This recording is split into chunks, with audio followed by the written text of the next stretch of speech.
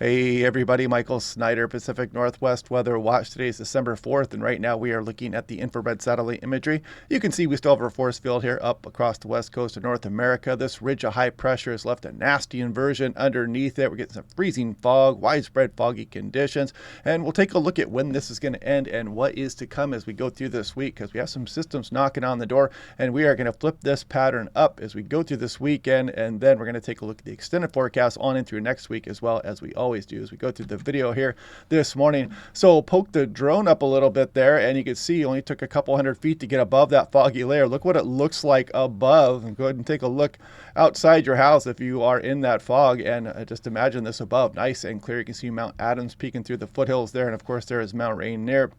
And we've got some pretty widespread freezing fog out there. This is what it looks like underneath that layer. You can see we're about 30 degrees and it is socked in. It is frosty. There's a lot of slick spots. You can see my Tempest right there on my pole in my backyard.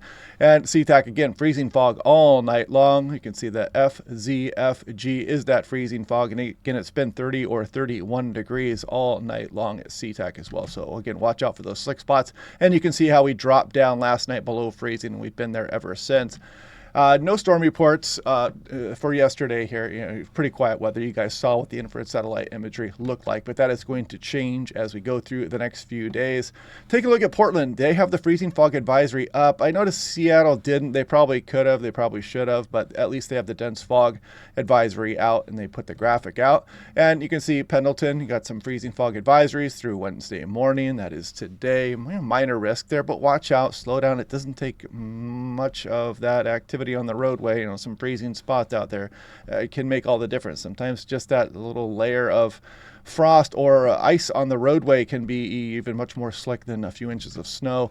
So taking a look at what is going on, look at this inversion. This is SeaTac International Airport. Look at this temperature inversion just above us there, what is much warmer and down towards freezing here at the surface. And you can see the dew point line meets up with that. That's why we're getting this freezing fog. So as we scroll through the day today, that inversion is still going to be present. As we go through tomorrow, probably still present there for SeaTac. The inversion lessening a little bit there. But as we go through Thursday afternoon, look at that. We start to get some separation between the temperature and the dew point there. So we are going to start to shake things up as we go through the day Thursday, at least for some portions.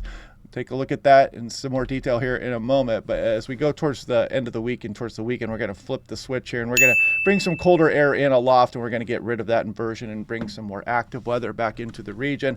Now, looking at 2-meter temperature, this is this morning. You can see we are pretty chilly here into the lower elevations, Willamette Valley, and the nice cold pool set up here across eastern Washington, Oregon. Not very nice if you hate fog and this kind of dreary weather, but there it is. And if we scroll on in towards Thursday morning, again, some pretty chilly temperatures down towards the surface. Freezing fog could be in play. Puget Sound, Willamette Valley, Southwest BC. And then as we go through Friday morning, notice something interesting here. Look at this. Seattle is warming up, but you notice the Willamette Valley still below freezing here. They have that access to that cooler air that is going to be draining through the gorge back into the Willamette Valley as we go through Friday morning. Yet one more time. Then we're going to flip the switch there, and we're going to start to get rid of that inversion for the entire area, at least west of the mountains. But we do have some freezing precipitation potential for the lower elevations east. I'll show you that here with some of these slides coming up. In fact, starting with this one, this is 6-hour precipitation type. You can see as we go through the day tomorrow, we get this weak system kind of brushing by, a little bit of light rain here for some of the Washington coast, Vancouver Island. But then the stronger storms arrive, and then we get this through Friday, a stronger storm, I should say. The first one, we've got one storm coming. We're going to get a little bit of a break, and then we're going to get active again, most likely. So here we go on in through Friday night. You can see the frontal system moving across the area, and look at this, some freezing rain showing up for some of the lower elevations of eastern Washington. So we got to watch that for some light ice accumulation with that. And then you can see we got this upper level low. We're going to change things up. Some very cold air aloft moving over the region. Look at the mountain snows piling up a bit here as well. Maybe a thunderstorm or two as we go through the day Saturday, possibly even Sunday as well. And then we go on into Monday, and we get another bit of a break before we start to watch out over the Pacific Ocean. It looks like the pattern is going to change, and we're going to get active. I froze this one here at hour 84. You got the North American model here on the right and the European on the left, and you can see that potential for some accumulated freezing rain or some freezing rain drizzle out there. So you really got to watch out. Places like Chelan and Wenatchee and even some of the lower elevations of the Columbia Basin could get a nice little icy glaze out there. When I say nice, that doesn't always mean pleasant, but yeah, there it is. You guys see it. And this would be mainly for Saturday morning before things start to warm up. Now, taking a look at what is coming aloft. So here we go at 500 millibars, 18,000 feet, and take a look at what is going on here as we start to bring this polar lobe here across the region. And that starts to happen, of course, as we go through the day Friday on in through Saturday as this upper level trough moves across the area. And again, we're going to get some mountain snows, and we're going to bring the precipitation back here for many areas of the Pacific Northwest. And then that one moves through. We get a little bit of a break before we get some additional systems. More on that here in a moment. Here's the North American model, just showing the same thing here. You can see the polar lobe kind of swinging through at the very end of the run, 84 hours. Pretty good model agreement on that there. So 24-hour snow Kuchera ratio. Kuchera ratio just means you are taking into account the lower elevations of the atmosphere and their temperature, and they try to give you a more accurate water to snow ratio. So as we go on into about Sunday, you can see we're getting some decent amounts across Washington Cascades. Lesser amounts for the Oregon Cascades, but some decent amounts for the Blue Mountains.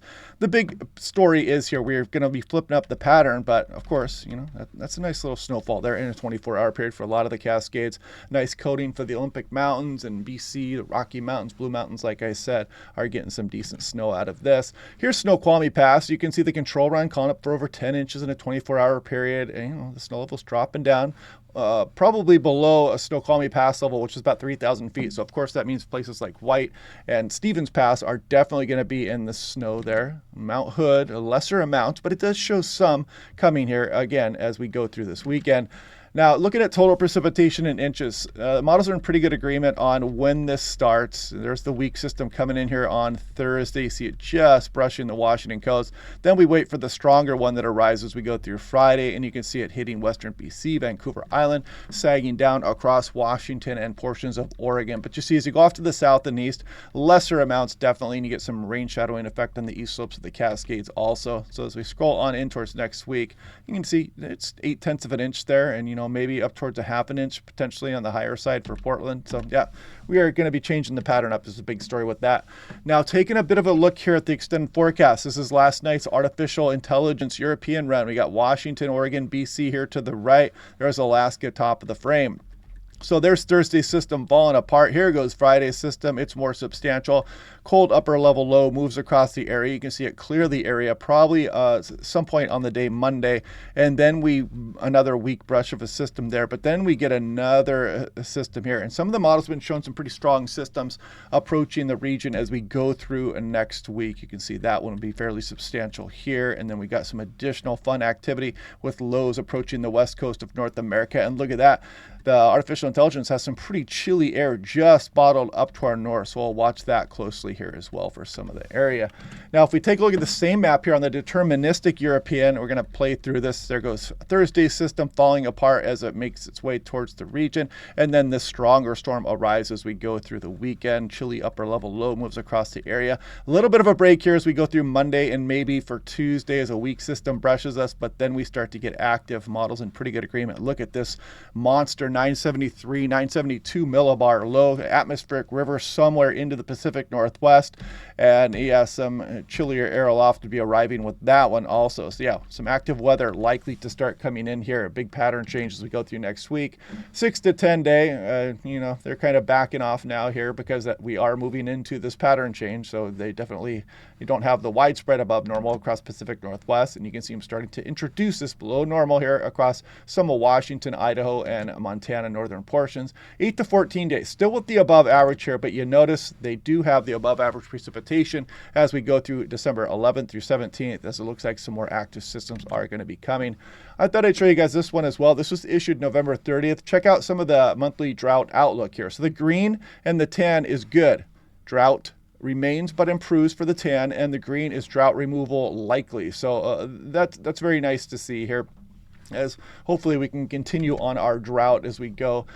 This is also good. The Northwest Avalanche Center, if you want to check this out, they have some really good information in here. They talk about the shady north-facing slopes are less likely to be to hold colder snow and more enjoyable sliding, are likely to hold colder snow and more enjoyable sliding. You can imagine, of course, because the sun, of course, is going to be shining on the south slopes. But yeah, good stuff in there, and you can check this out on your own. Again, Northwest Avalanche Center, they do an avalanche forecast, which just happens to be low for most of the Cascades right now. I think actually all of the Cascades, but there's observations, and they take pictures and all kinds of stuff, and they go over any recent avalanches. So yeah, check that out.